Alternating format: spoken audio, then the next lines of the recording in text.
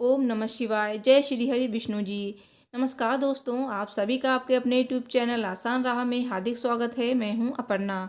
दोस्तों, आज की वीडियो में आप जानेंगे वैकुंठ चतुर्दशी कब है, साथ ही वैकुंठ चतुर्दशी की पूजा विधि, शुभ मुहूर्त और पारण।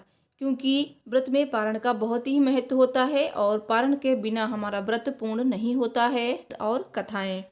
वैकुंठ चतुर्दशी हर साल कार्तिक मास के शुक्ल पक्ष की चतुर्दशी तिथि को मनाई जाती है और माना जाता है कि इस दिन भगवान विष्णु और भगवान शिव की पूजा करने से उनकी कृपा प्राप्त होती है। एक अन्य मान्यता के अनुसार भगवान विष्णु चतुर्मास से प्रारंभ होकर कार्तिक शुक्ल एकादशी तक सृष्टि का संपूर्ण कार्यभार भगवान शिव को देकर विश्राम करते हैं। जब देवउठनी एकादशी के दिन भगवान विष्णु जागते हैं तो सभी देवी देवता इसकी खुशी में देव दिवाली मनाते हैं। भगवान शिव वैकुंठ चतुर्दशी के दिन ही भगवान विष्णु को सृष्टि का सारा कामकाज दोबारा सौंपते हैं। ऐसी मान्यता है कि इस दिन वैकुंठ लोक के द्वार खुले रहते हैं। जो भी विधि विधान से इस दिन व्रत और पूजा करता है वह मृत्यु के बाद भगवान विष्णु के पास वैकुंठ लोक में निवास करता है। दोस्तों, आगे की वीडियो शुरू करने से पहले आपसे एक रिक्वेस्ट है, अगर अभी तक आपने मेरे चैनल को सब्सक्राइब नहीं किया है तो प्लीज़ ऐसी ही वीडियो देखने के लिए चैनल को ज़रूर से सब्सक्राइब कीजिए। साथ ही कमेंट बॉक्स में जय श्री हरि विष्णु जी, ओम नमः शिवाय अवश्य लिखिए। भगवान विष्णु, भगवान भोलेनाथ आपकी सभी मनोकामनाएं पूर्ण करेंगे। तो दोस्तों, चलिए वीडियो शुरू करते हैं। सनातन धर्म में वैकुंठ चतुर्दशी का खास महत्व है।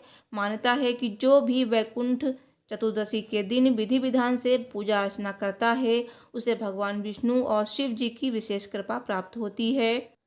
दोस्तों, 2021 में वैकुंठ चतुर्दशी 18 नवंबर दिन गुरुवार को है। तो वैकुंठ चतुर्दशी का विशेष महत्व है। इस दिन मृत्यु को प्राप्त होने वाले व्यक्ति को सीधे स्वर्ग लोक में स्थान मिलता है। शास्त्रों के अनुसार भगवान विष्णु चतुर्मास तक सृष्टि का पूरा कार्यभार भगवान शिव को देकर विश्राम करते हैं। इसके बाद भगवान विष्णु देवउठनी एकादशी पर जागते हैं तो भगवान शिव की भक्ति में लग जाते हैं। मान्यता है कि वैकुंठ चतुर्दशी के दिन भगवान विष्णु और शिव एक ही रूप में होते हैं। मान्यता है कि कार्तिक मास के शुक्ल पक्ष की चतुर्दशी तिथि को जो भी वैकुंठ चतुर्दशी व्रत का पालन करते हैं उनके लिए स्वर्ग के द्वार खुल जाते हैं। दोस्तों, जाने अनजाने हमसे कई पाप हो जाते हैं तो उन पापों से मुक्ति के लिए वैकुंठ चतुर्दशी का व्रत रखना बहुत ही विशेष फलदायी होता है। और वैकुंठ चतुर्दशी का यह व्रत शैवों व वैष्णवों की पारस्परिक एकता का प्रतीक है। वैकुंठ चतुर्दशी के दिन इस तरह से करें पूजा। इस दिन सुबह स्नान आदि से निवृत्त होकर साफ सुथरे कपड़े पहन लें, दिन भर का व्रत रखें और व्रत का संकल्प लें।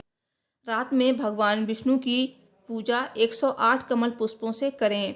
इसके बाद भगवान शंकर की भी पूजा अनिवार्य रूप से करनी चाहिए। पूजा के दौरान इस मंत्र का जाप जरूर करें जो इस प्रकार है। विनायो हरि पूजाम तु कुर्याद रुद्रस्य चार्नचनम व्रथा तस्य भवेत पूजा सत्यमेत दुचो मम।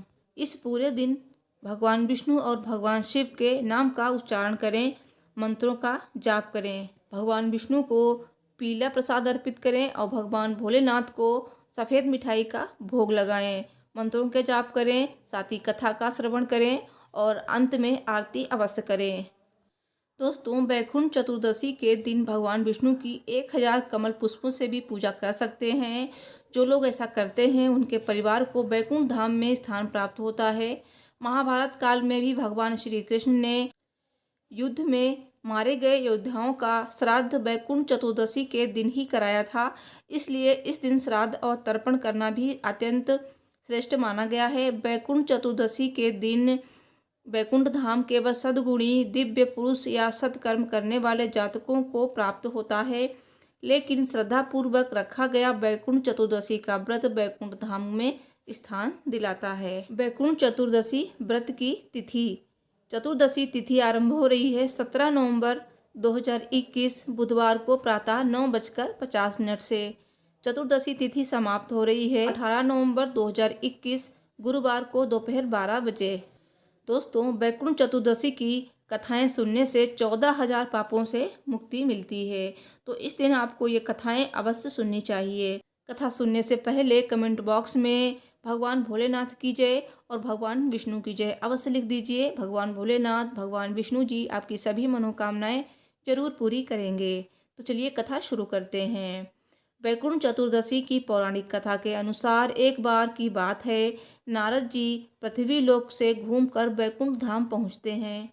भगवान विष्णु उन्हें आदरपूर्वक बिठाते हैं और प्रसन्न होकर उनके आने का कारण पूछते हैं। नारद जी कहते हैं, हे प्रभु, आपने अपना नाम कृपा निधान रखा है। इससे आपके जो प्रिय भक्त हैं वही तर पाते हैं, जो सामान्य नर नारी हैं वो वंचित रह जाते हैं। इसलिए आप मुझे कोई ऐसा सरल मार्ग बताएं जिससे सामान्य भक्त भी आपकी भक्ति कर मुक्ति पा सकें। यह सुनकर विष्णु जी बोले, हे नारद, मेरी बात सुनो। कार्तिक शुक्ल पक्ष की चतुर्दशी को जो नर नारी व्रत कर पालन करेंगे और श्रद्धा भक्ति से मेरी पूजा अर्चना करेंगे, उनके लिए स्वर्ग के द्वार साक्षात खुले होंगे। इसके बाद विष्णु जी जय विजय को बुलाते हैं और उन्हें कार्तिक चतुर्दशी को स्वर्ग के द्वार खुला रहने का आदेश देते हैं। भगवान विष्णु कहते हैं कि इस दिन जो भी भक्त मेरा थोड़ा सा भी नाम लेकर पूजन करेगा वो वैकुंठ धाम को प्राप्त करेगा। बोलिए भगवान विष्णु की जय। दूसरी कथा इस प्रकार है।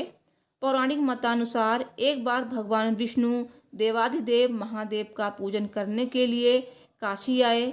वहां मणिकर्णिका घाट पर स्नान करके उन्होंने 1000 स्वर्ण कमल पुष्पों से भगवान विश्वनाथ के पूजन का संकल्प किया।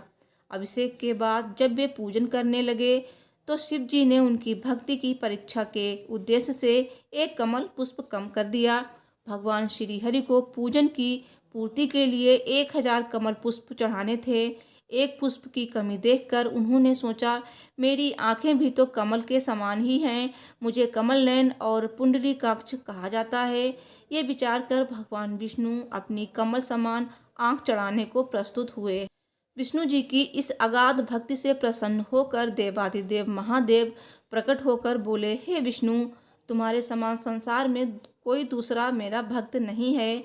आज की यह कार्तिक शुक्ल चतुर्दशी अब वैकुंठ चतुर्दशी कहलाएगी। इस दिन व्रत पूर्वक जो पहले आपका पूजन करेगा उसे वैकुंठ लोक की प्राप्ति होगी। भगवान शिव ने इसी वैकुंठ चतुर्दशी को करोड़ों सूर्य की कांति के समान वाला सुदर्शन चक्र विष्णु जी को प्रदान किया। शिव जी तथा विष्णु जी कहते हैं कि इस दिन स्वर्ग के द्वार खुले रहेंगे। मृत्युलोक में रहने वाला कोई भी व्यक्ति इस व्रत को करता है वो अपना स्थान वैकुंठ धाम में सुनिश्चित करेगा। बोलिए भगवान विष्णु की जय। बोलिए भोलेनाथ की जय। तीसरी कथा इस प्रकार है।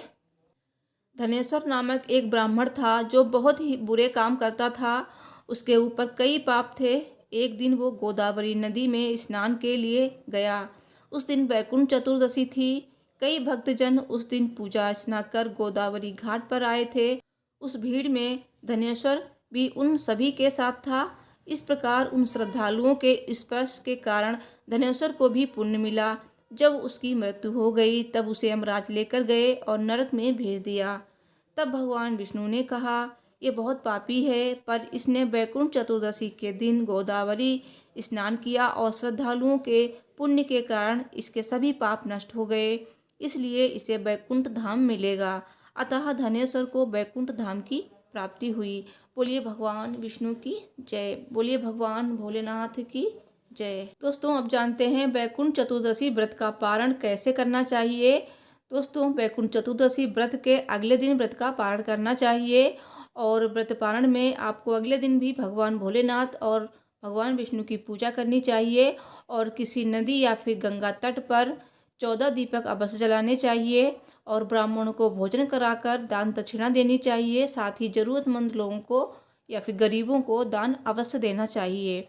इस तरह से आप अपने व्रत का पारण कर सकते हैं। तो दोस्तों, मुझे उम्मीद है मेरी वीडियो आपको पसंद आई होगी, तो प्लीज़ वीडियो को लाइक शेयर कीजिए।